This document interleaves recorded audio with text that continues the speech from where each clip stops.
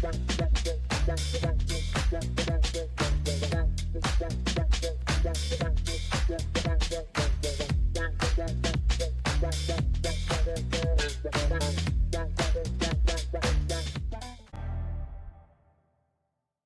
aí, pessoal? Tudo pronto para a gente mergulhar em mais uma obra-prima da literatura. Preparados para desvendar mistérios, viajar no tempo e se aventurar pela Moscou dos anos 30.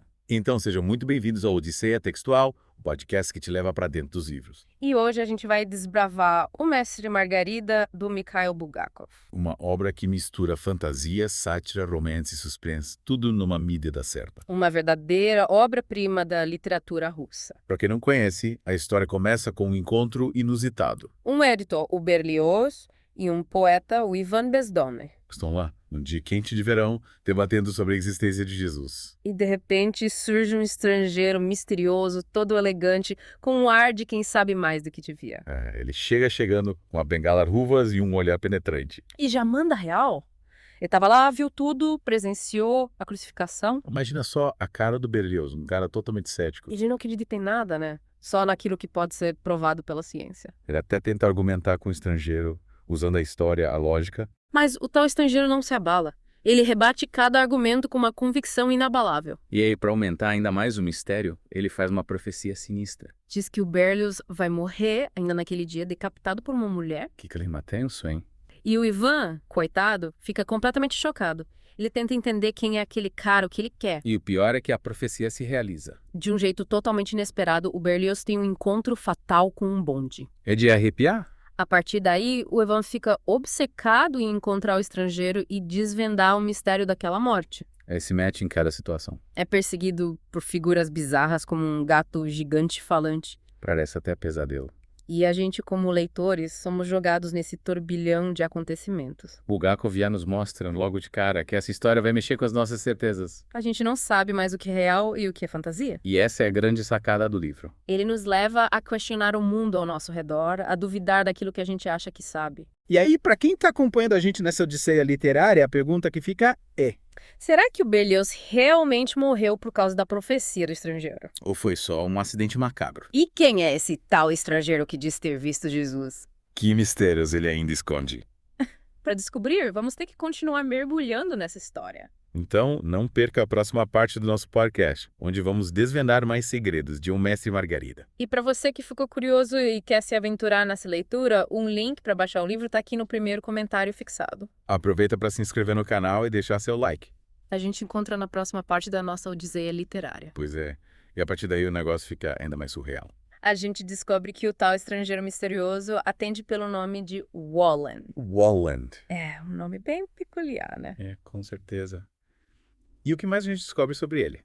Bem, precários, porque o Walland não é um cara comum. Tipo, qual é a dele? Ele é nada menos que um mestre em magia negra. Magia negra, sério. É isso aí. E ele não está sozinho, não. Ah, ele tem uma galera com ele? Tem, sim, uma truque inteirinha. E quem são esses figuras? Bem, tem o Koroviev, um sujeito irônico e sarcástico, sempre pronto para pegar uma peça.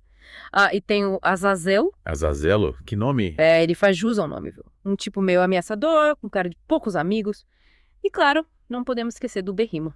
O Birrimo. Berrimo. Aquele gato gigante que a gente viu no final da última parte. Ele mesmo! O bichano falante que adora vodka e causa confusão por onde passa. E para completar a trupe, tem a ela. Ela. E quem é ela? Uma vampira deslumbrante. Uma vampira? Caramba! Essa trupe é de tirar o fôlego.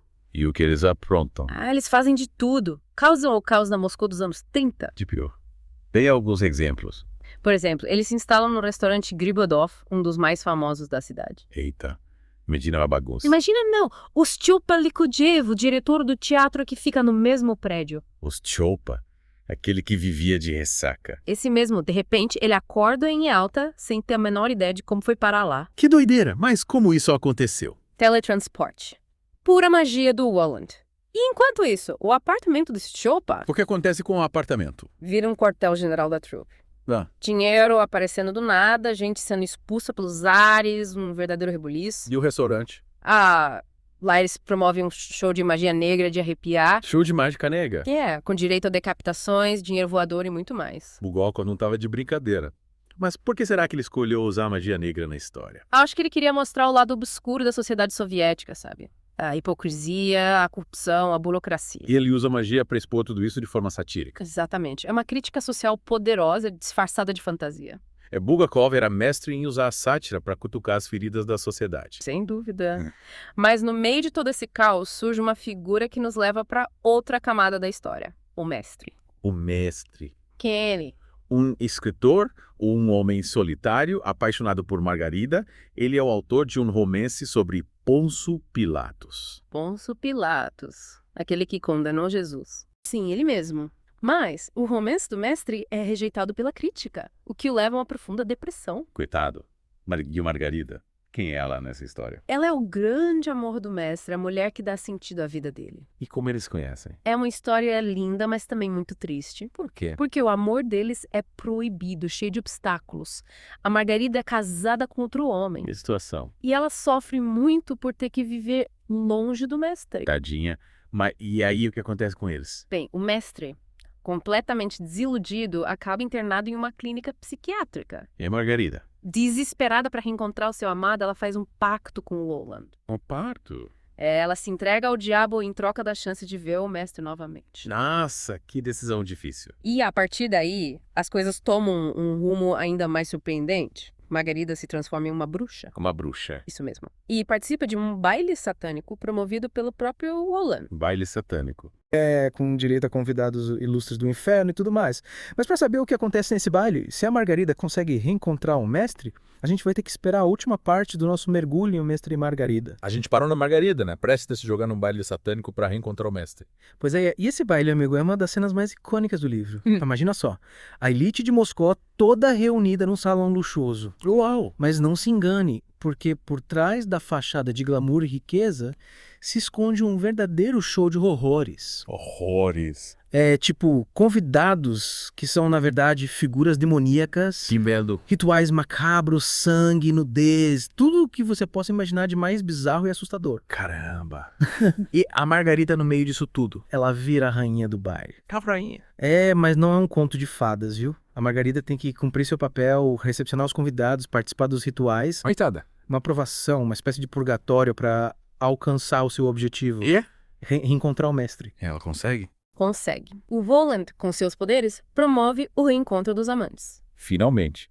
Mas e aí o que acontece depois? Aí que o Bulgakov nos leva para um outro nível da história. Outro nível? Como assim? Ele mistura a história do mestre e Margarida com a história que o mestre escreveu sobre Pôncio Pilato. É mesmo? A gente tinha até esquecido do Pilatos. Pois é, mas ele volta com tudo. E o mais interessante é que o mestre e a Margarida, através do Roland, conseguem ter contato com Pilatos no passado. Viajam no tempo. É como se eles entrassem na história que o mestre escreveu, sabe?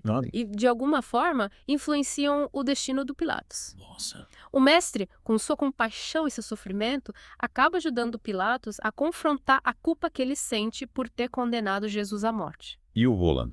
Qual o papel dele nessa história toda? O Roland é um personagem complexo, né? Ele é o diabo, mas não é um vilão tradicional. Ele é irônico, sarcástico, até engraçado às vezes. Ele age de acordo com as suas próprias leis, que nem sempre a gente entende. Mas no final, ele faz justiça tanto com Pilatos quanto com o mestre e Margarida. Que interessante. E como termina a história? Bem, o Roland concede ao mestre e à Margarida a paz eterna, uma espécie de libertação do sofrimento e das amarras terrenas. Uau! É o final bonito, mas também meio melancólico, sabe? Deixa a gente com um aperto no coração, mas também com a sensação de que a justiça foi feita. E Pilatos? O Pilatos também encontra a paz. O Rondo liberta do tormento que ele carregava há séculos por ter condenado Jesus. Que bom. No fim das contas, o Mestre e Margarida é uma obra que nos faz pensar em muita coisa, né? É sobre amor, sobre culpa, sobre a luta contra o sistema, sobre a natureza humana, sobre o bem e o mal. É uma obra-prima que fica na cabeça da gente por muito tempo. Exatamente. Bulgakov nos leva para uma viagem alucinante, cheia de reviravoltas e reflexões. Quem ainda não leu, precisa correr para ler. O link para baixar o livro está aqui no primeiro comentário fixado. E para quem já leu, vale a pena reler. Sempre tem algo novo para descobrir nessa obra incrível. E não se esqueçam de se inscrever no canal, ativar as notificações e deixar o like. A gente se encontra na próxima Odisseia Literária. Até lá!